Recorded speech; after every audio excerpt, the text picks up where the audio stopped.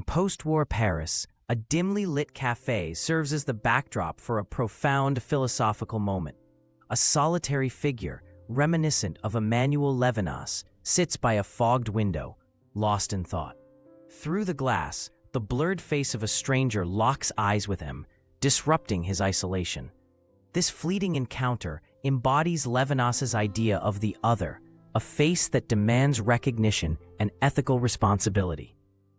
The cafe's muted colors and smoky atmosphere reflect the existential weight of this moment, where the self is interrupted by the irreducible presence of another human being.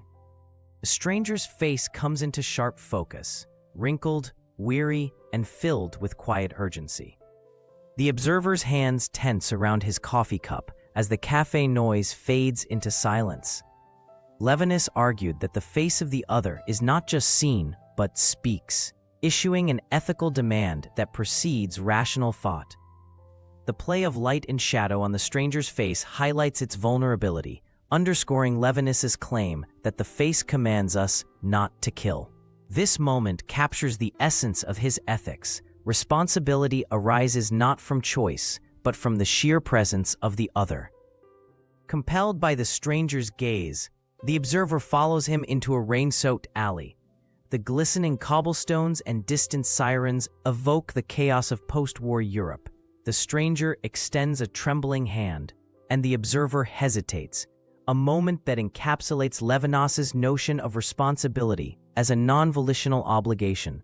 A discarded newspaper headline about war refugees lies in a puddle, linking the personal encounter to broader societal suffering. Levinas's philosophy challenges us.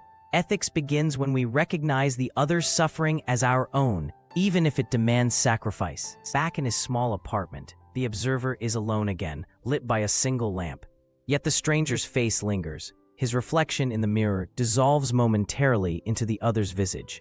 A folded letter on the desk, addressed to the one who saw me, remains unread. Levinas taught that the other's trace haunts subjectivity, an indelible mark on the self.